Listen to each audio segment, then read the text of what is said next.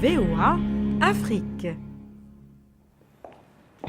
Bonjour à tous. Bienvenue les amis, c'est vous et nous.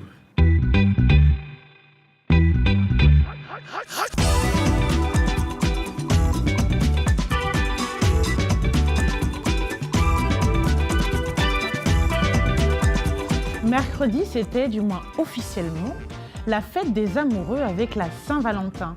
Mais on peut célébrer l'amour tous les jours, n'est-ce pas, Roger? Ah, je suis d'accord.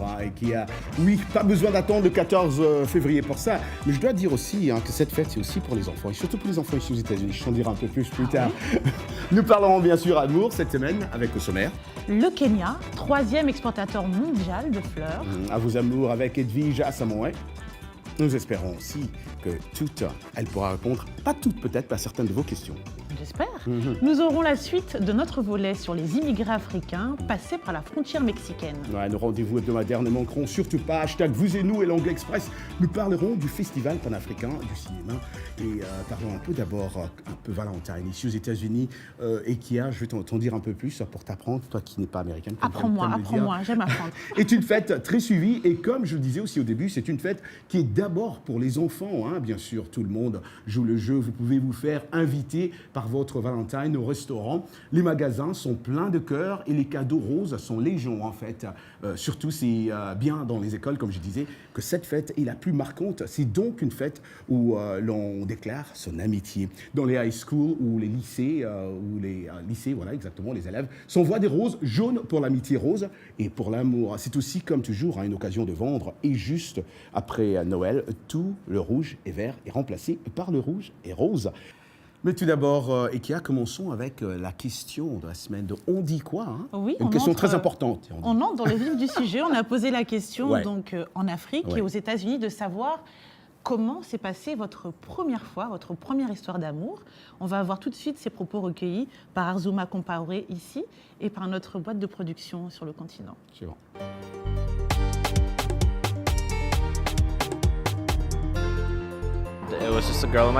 Il y avait cette fille dans ma classe qui m'avait approché. Au début, je ne voulais pas, mais à la fin, je me suis intéressé à elle et nous sommes sortis ensemble. C'était amusant pour moi. Si je peux parler de mon histoire amoureuse, la toute première fois que je suis tombée amoureuse, c'était un coup de foudre. C'était un coup de foudre, c'était tout au long d'un voyage. Je voyageais, c'était dans un bateau. Et lorsque je montais dans le bateau, le tout premier homme que j'avais vu, c'était mon premier amour.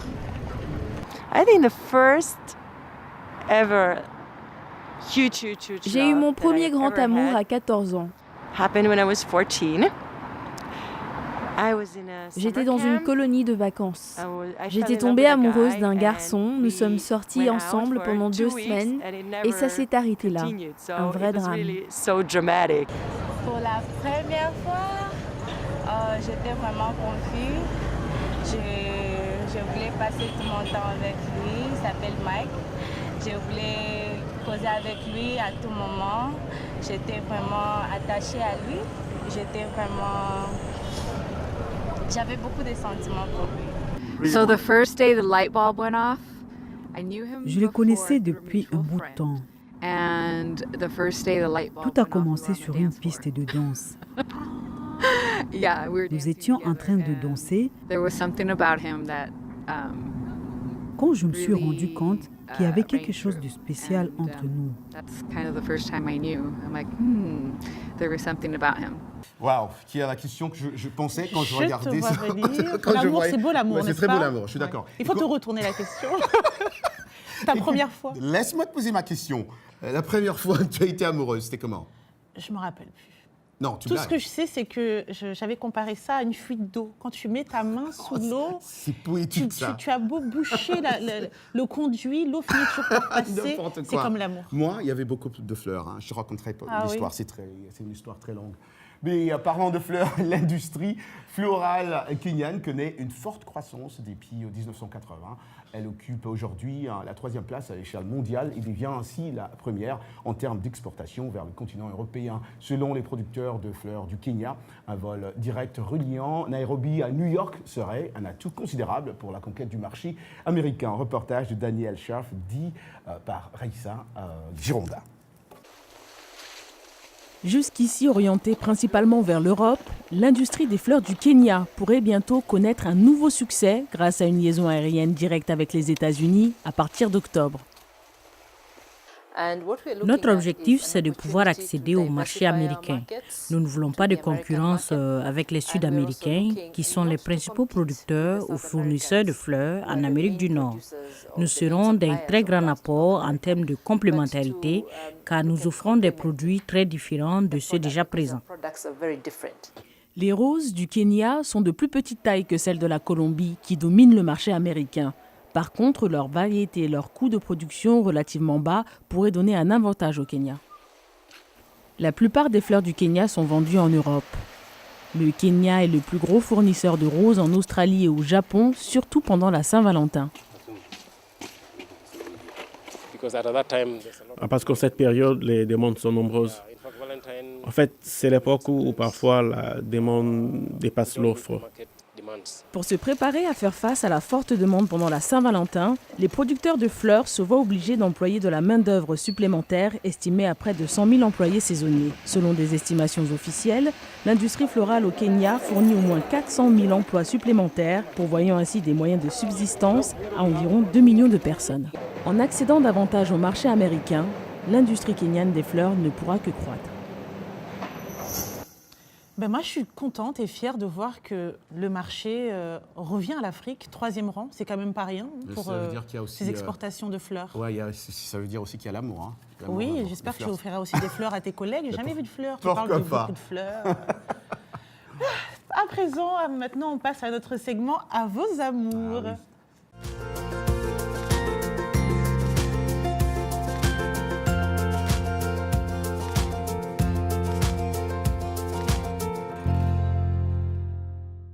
Alors, on voit Edwige qui est déjà prête. Edwige. On est assortis en plus. Tout en rouge. C'est toi l'intrus. C'est moi l'intrus, c'est vrai. Alors, sans plus tarder, il y a beaucoup de questions qu'on a pu relever sur notre page VOA Afrique, notamment Augustin Kambou au Burkina Faso qui s'inquiète comment renforcer et conserver les relations à distance quand on est loin de son Valentin. Lui est au Burkina Faso, à Ouagadougou, et sa dulcinée est à Bouaké, en Côte d'Ivoire. Et autre question, comment reconnaître que même à distance, ton ami t'aime ? J'aime beaucoup ces questions d'amour à distance. Bonne Saint-Valentin à tous. Alors, il est important de renforcer et de conserver cet amour à distance par des actions, des gestes, des attitudes quotidiennes, c'est-à-dire le petit SMS, les petites dates qu'on se programme, les petits mots d'amour, tout ça pour dire que c'est la question de confiance. La question de confiance, c'est est-ce que je fais confiance à l'autre pour m'attendre, pour m'aimer, et à partir du moment où on a une relation de confiance avec l'autre, l'amour est là.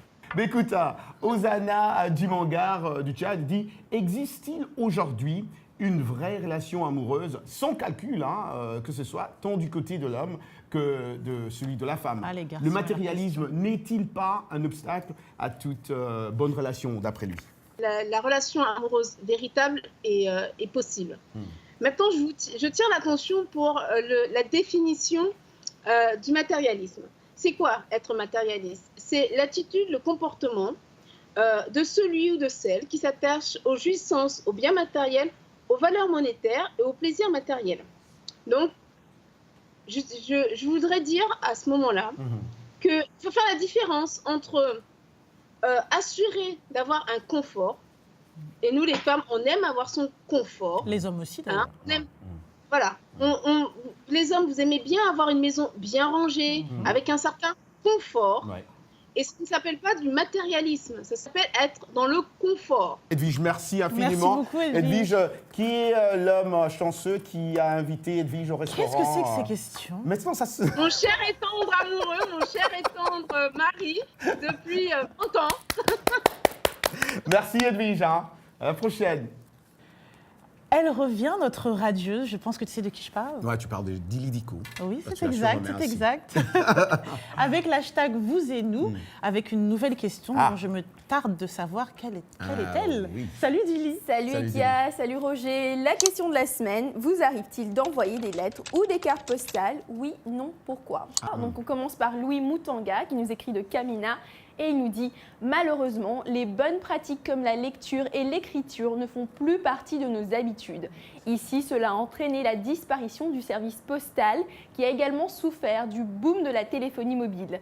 Je déplore le fait que l'on ne sache plus rédiger à la main de belles lettres en y joignant des cartes postales. » Non, c'est vrai, on fait beaucoup trop d'écriture texto. La technologie a pris place, les textos, des SMS. Vous arrive-t-il d'envoyer des cartes postales ou des lettres? Non, c'est fini. C'est rare quand je pars vraiment loin. Alors, commentaire suivant, c'est Bakary Diakité qui nous écrit, et pas Diakité, il nous écrit d'Abidjan en Côte d'Ivoire et il nous dit « Depuis 1995, j'échange des lettres et des cartes postales avec mes amis qui sont aux 4 coins du monde.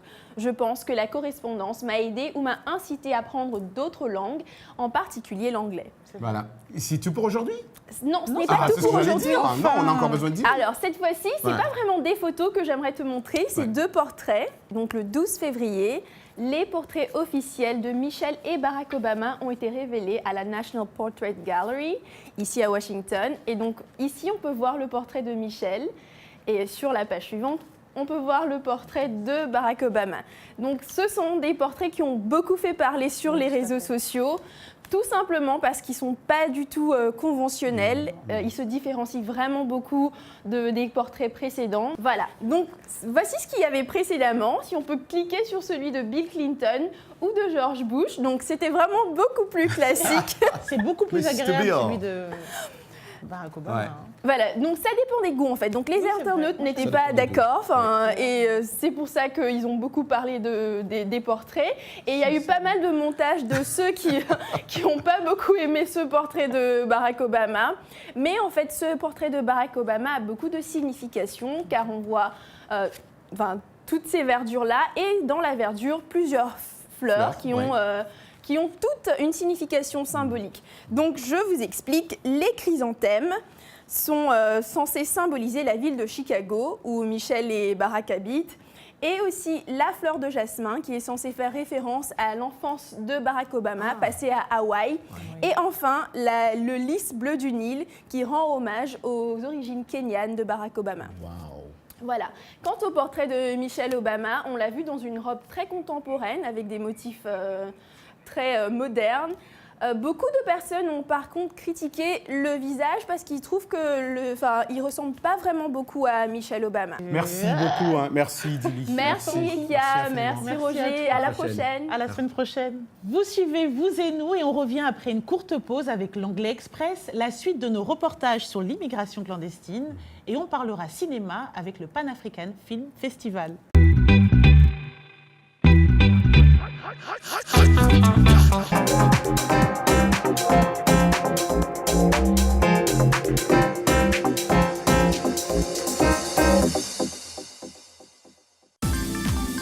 La VOA sur votre portable avec l'application Mobile Streamer.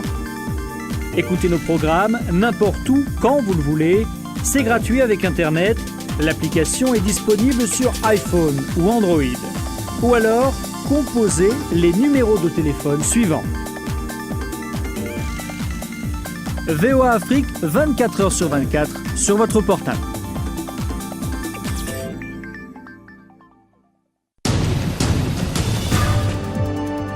Washington Forum, votre décryptage hebdomadaire de l'actualité africaine, américaine et internationale sur VOA Afrique. 30 minutes d'échange et d'analyse sur d'importants événements, économie, politique, sport, culture. Nos invités répondent aux questions. Washington Forum, c'est aller au-delà de la nouvelle, une perspective sur des questions importantes à partir de la capitale américaine. De Dakar à Kinshasa, en passant par Le Caire, New York, Paris et Londres, nous sommes en direct chaque jeudi à 19h temps universel. Washington Forum sur VOA Afrique et nos chaînes partenaires.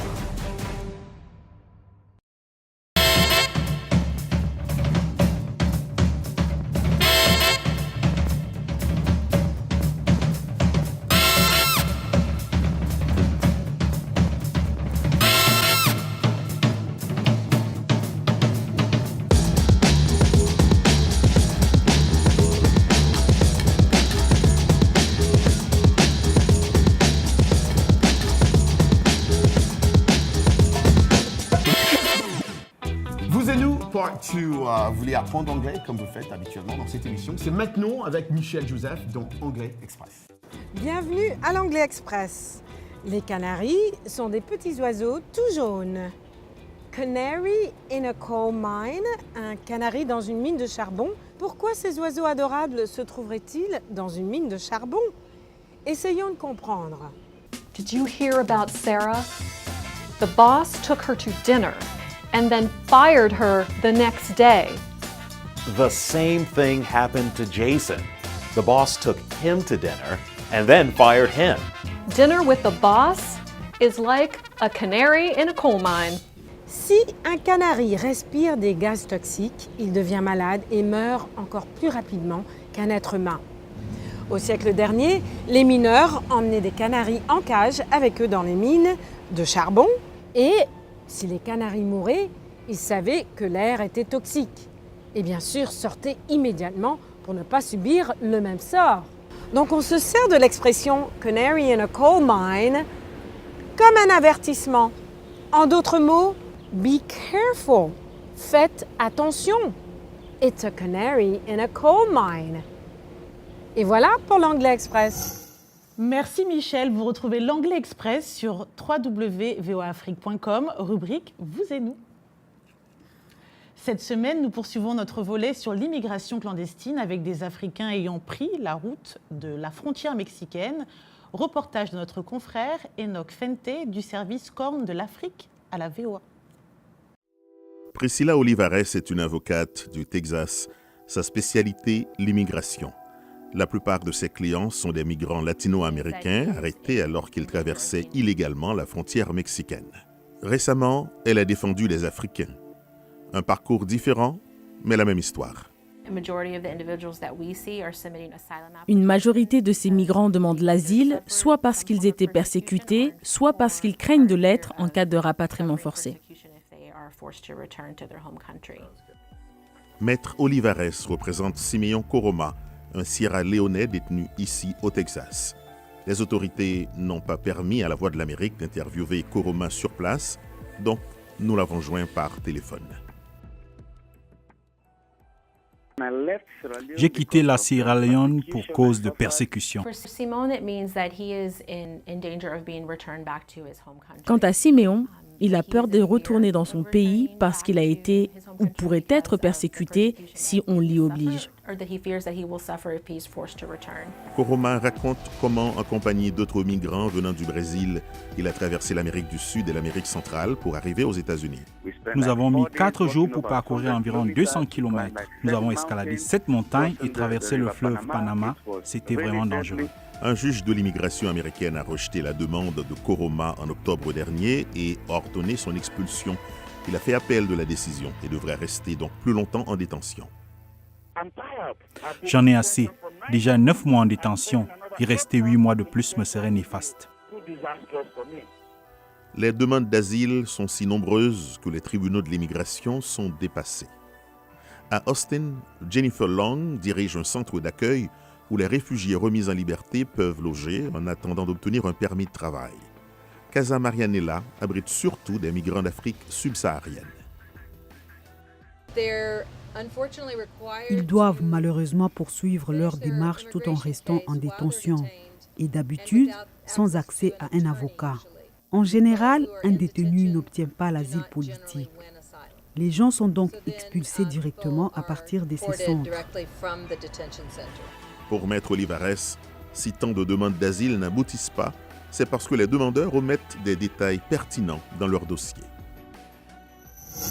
Voilà, Enoch, vous êtes l'auteur de ce beau reportage qu'on vient de suivre. C'est l'une des frontières, on doit le dire, les plus poreuses du monde, où chaque mois, avec l'aide des passeurs, les Latinos, mais non seulement les Latinos, mais aussi les Africains entrent par le Mexique. Mais alors, vous êtes allé à la rencontre, comme on l'a vu dans ce reportage, de ces candidats au rêve américain. Vos impressions sur leur situation quand vous êtes arrivé? La plupart de ces migrants commencent leur périple en fuyant leur pays d'origine car ils y sont persécutés. Ils parviennent à s'enfuir en obtenant des visas pour le Brésil ou l'Équateur. Puis ils remontent toute l'Amérique du Sud et centrale pour rejoindre les États-Unis via le Mexique. Ils doivent faire face à de nombreuses difficultés sur leur chemin, des trafiquants de drogue, une barrière linguistique, l'espagnol. La plupart des immigrants hispaniques qui empruntent cette route bénéficient d'accords sur les visas. Il y a des accords bilatéraux entre les pays latino-américains. Pour eux, il est donc plus facile de prendre des transports en commun, mais pour les Africains, la traversée est beaucoup plus difficile. Ils doivent faire de l'autostop en bus ou en camion. C'est un voyage très compliqué. C'est ce que nous essayons de raconter à travers ce reportage, à quel point ce trajet est difficile et quelle est la suite lorsqu'ils arrivent à la frontière des États-Unis. On voit de nombreux migrants qui partent et retentent leur chance sans cesse pour pouvoir venir jusqu'aux États-Unis. Une fois arrivés parmi les personnes qu'on a pu voir, quelles sont les chances de pouvoir rester? Quel est le bon processus pour eux pour pouvoir rester sur place? Une fois arrivés à la frontière, les immigrants africains demandent l'asile politique. Ils ne traversent pas la frontière de façon illégale. Ils se rendent dans les services d'immigration américains et ils demandent l'asile en expliquant qu'ils ont été persécutés dans leur pays et que s'ils retournent, ils vont subir davantage de persécutions. Alors, ils demandent aux États-Unis de les protéger. À la frontière, ils sont immédiatement interrogés et après leur enregistrement, ils deviennent des demandeurs d'asile qui sont gardés dans des centres de détention, ce qui, en gros, revient à être en prison. Voilà ce qui se passe dès qu'ils arrivent aux États-Unis. Certains d'entre eux sont détenus 6 mois. That's what happens as soon as they arrive in the US, and some of them stay 6 months, some of them, the story of Simeon Koroma, which we've seen. D'autres, comme c'est le cas de Simeon Koroma, sont détenus plus d'une année. Dans son cas, Simeon devra sûrement attendre plus de 8 mois avant de pouvoir faire appel. C'est un processus très long, similaire à une incarcération. Il y a à ce jour environ 34 000 personnes dans ces centres de détention. Currently, there are about, I think, 34,000 people in immigration detention. Merci infiniment. Je rappelle encore une fois que vous êtes l'auteur de ce reportage. Merci Enoch. À plus.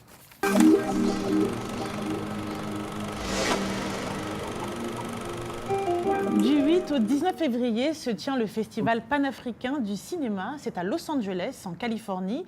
C'est la 26e édition. Nous avons l'honneur d'avoir par Skype Ayuko Babou, l'initiateur de ce projet, soutenu par de nombreux acteurs noirs américains tels que Danny Glover. J'ai eu la chance de participer une année à votre festival où j'ai découvert des films en avant-première de réalisateurs pas nécessairement connus, mais ô combien talentueux. Je pense à Dieudonné Amadi du Congo ou Bamba Diong Bamba de Côte d'Ivoire. Comment faites-vous votre sélection ?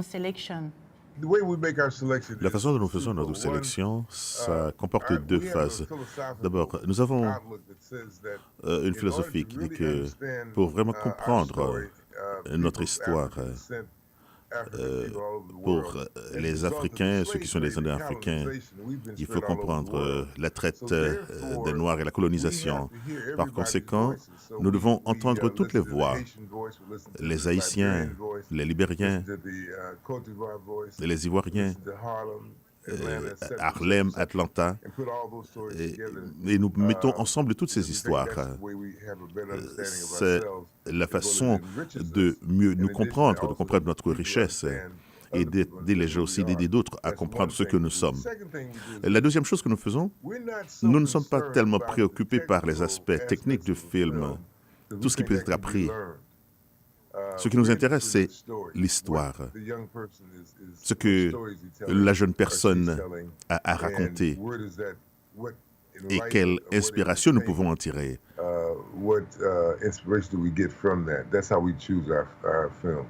Certains médias vous ont qualifié, ont qualifié votre festival de plus grand festival du film noir. quelle autre activité, moi je voulais juste savoir, quelle autre activité faites-vous en dehors du festival, sachant que certaines personnes, dont la communauté afro-américaine, pensent qu'il n'y a pas assez de films à Hollywood réalisés par des Noirs? Nous sommes le plus grand festival noir du film aux États-Unis et aussi le plus prestigieux. Ça s'appelle le Festival panafricain du film et des arts pour une raison. Nous avons une composante artistique où nous invitons environ 75 peintres, artistes, modistes et bijoutiers venant d'un peu partout pour participer au festival, en même temps que le côté cinéma. Nous avons la représentation de 40 à 50 pays, des cinéastes, des artistes de talent. Merci beaucoup, Monsieur Babou. Merci. Je sais que vous travaillez aussi avec AMA Award, qui est notre organisation en Afrique, et vous faites du bon boulot pour les réalisateurs africains, les réalisateurs noirs. Merci. La date de sortie mondiale en salle du film, c'est Black Panther, c'est le 16 février, mais il fait l'objet d'une projection spéciale à Kisumu, au Kenya, où l'une des stars du film, Lupita Nyong'o, a grandi et où son père est actuellement gouverneur. La ville de Kisumu a été choisie pour une projection privée et public aussi du film. C'est dans le cadre des efforts du gouvernement pour faire de Kisumu une ville connue pour ses arts et ses divertissements. Lupita Nyong'o, la fille du gouverneur, comme je l'ai dit, joue dans Black Panther en tant que Nakia, un membre éminent de la famille royale Wakanda. Il faut dire aussi ici, Kia, que si cet excellent film, tourné dans différentes régions d'Atlanta, aurait généré près de 90 millions de dollars pour l'économie de la Géorgie. Espérons aussi qu'à Kisumu, ça pourra aussi générer beaucoup d'argent. Affaire à suivre. Affaire à suivre, voilà. Waouh. Super, super. Lupita Nyong'o, bravo. Et ça, il faut dire qu'avant le film fasse sortie aux États-Unis, Nyong'o a déjà... ben c'est normal, elle incarne tellement bien tout, on ne peut qu'applaudir.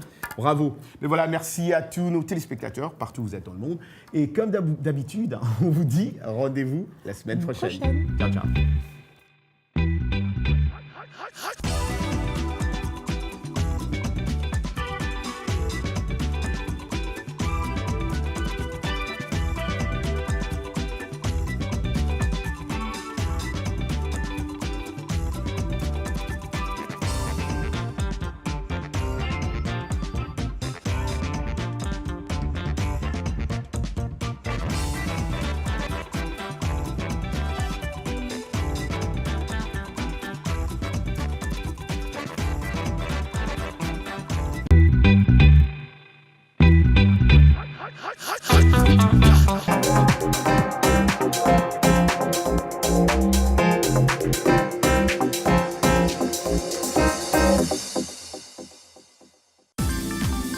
La VOA sur votre portable avec l'application Mobile Streamer. Écoutez nos programmes n'importe où, quand vous le voulez. C'est gratuit avec Internet. L'application est disponible sur iPhone ou Android. Ou alors, composez les numéros de téléphone suivants. VOA Afrique, 24 heures sur 24 sur votre portable.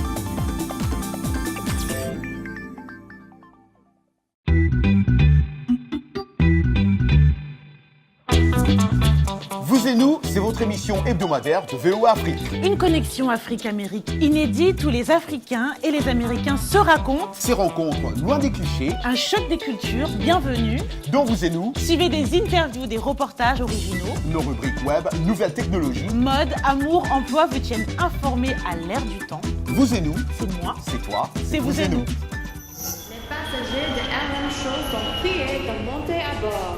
Salut les amis, Roger Montou ici de RM Show sur VOA Afrique. Vous me suivez chaque jour à 20h, temps universel sur VOA Afrique pour nos sujets socio-culturels que nous vous proposons ou que vous nous proposez. Laissez vos messages vocaux à notre numéro WhatsApp au 001 703 350 37 31. C'est au 001 703 350 37 31. RM Show, c'est chaque jour à 20h, temps universel sur VOA Afrique. Peace Africa!